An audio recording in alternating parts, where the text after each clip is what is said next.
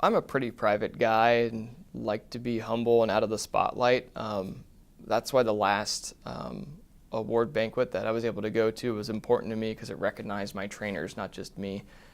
Um, Immediately after the fact, I really didn't want any of that attention. I just wanted to go back to normal life and normal patrol and helping people out.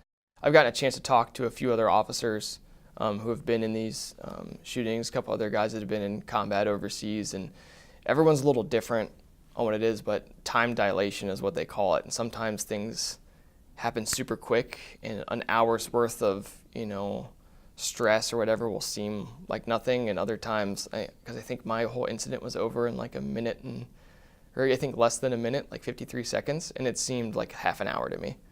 It was that expanded out. Like I was able to pick up that many little details as I was processing the thing. But like I said, as I was processing, I could hear my trainers in my head scan, process, assess, look for threats, look for people, look for injuries. All of these things are going through my head as I was able to go through that scene that day.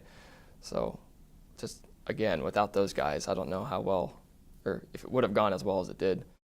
There's just so many facets to our training because it's, like you said, it's a very complicated job. It's very easy to armchair quarterback all these police videos you see on TV or whatever, but all of these instances, it's basically, we're trained to be problem solvers, very active, very quick. These things develop in milliseconds and you have to make these very complex decisions and keep making them as you go along the way. The setup that I had done with our training staff, I think less than a month prior, it was called low light, low level shooting inside of a building. And the scenario that they ran us through, it was a man with a knife actually.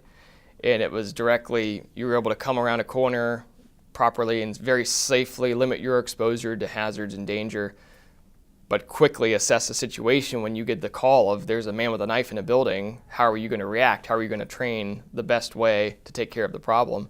There was a plan that had me there that day. I don't really know how else, if you're religious or you're not religious person, but it seems like the stars aligned in some way to put me right there where I was needed to protect those people. So I'm just very grateful that that happened.